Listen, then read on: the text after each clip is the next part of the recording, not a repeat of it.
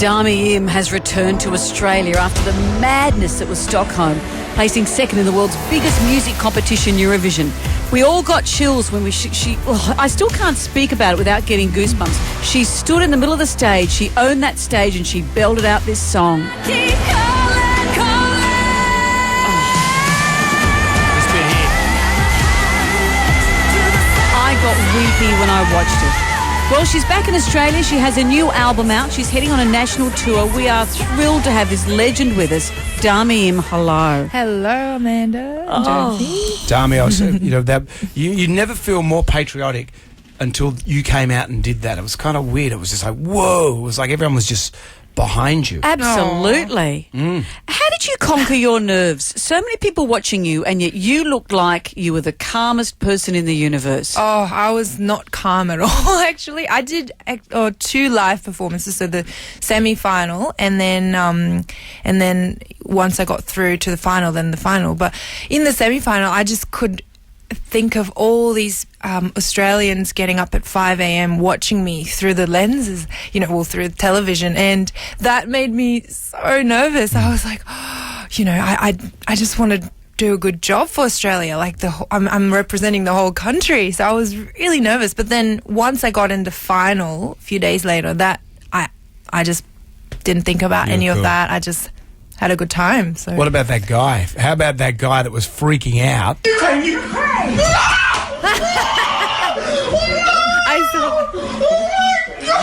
This man was such a huge fan of yours, this English fan. He was devastated when the Ukraine beat. Yeah. So do you think it's rigged?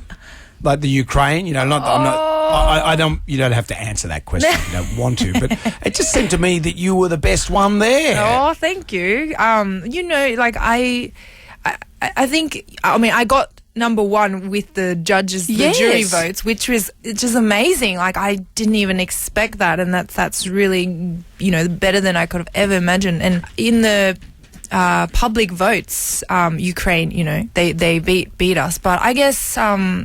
It's still great. Like I had such a good time, and the result doesn't really matter to me because it was like a experience of a lifetime, and my family was there. Australia. I felt Australia was with me the whole way, and then my song charted all over the world, like top 10, and that's incredible for me. You've absolutely owned it. I was reading that your dress has basically been destroyed, an incredible dress, but also you didn't even get into the dress until that day. It was being sewn around you pretty much, wasn't it? Oh, yeah. So we took the dress. It was designed by Australia, Stephen Khalil, and then we brought it over on a big suitcase, and we realised when we were rehearsing, there was a million rehearsals. It was just too tight on me. Couldn't breathe. I couldn't breathe, and it was just it was so painful just being in it. So we had to get that altered, and then also I was sitting on this big black box, and basically it was sort of covered in sandpaper. It was really the rough, like it was. You wouldn't want to sit there for too long. It's not very comfortable. And when I was coming off the box, it would sort of rip the dress a little bit, and the fabric started to sort of Jeepers. just die, and so after all those rehearsals, we were like, oh my gosh, I'm not going to have a skirt left. You'll have your bottom hanging out. Yeah. Imagine they say you into the dress and you go, I've got to do a nervous wee now. Oh, actually. Well, don't. Oh, yeah. I had to go to the bathroom once, and I'm not going to even try and explain how these are the things, apart from having to sing that extraordinary song, these are the other things that were going on. Can you make this any harder for me? Like, clearly, you just doing the Carpenters tour is going to be a walk in the park. Oh, yeah. I mean, people ask me, are you going to wear that dress for us? I'm like, no way. It's gone. It's dead. You're not going to sit on any sandpaper anytime soon. Good for the, getting your skin nice and abraded. On the bottom. Yes. Yeah. Maybe you get a deal with Bunnings. Like, what with the sandpaper? Yeah. Sandpaper on the Dami bottom. only uses this brand of sandpaper. Dami, it's great to see you. Yesterday, once more, Classic Carpenters tour. I'm going to be there. I'm a giant fan of you and the Carpenters. It could not be more perfect for me. You're going to be rocking it. As the Carpenters can rock it.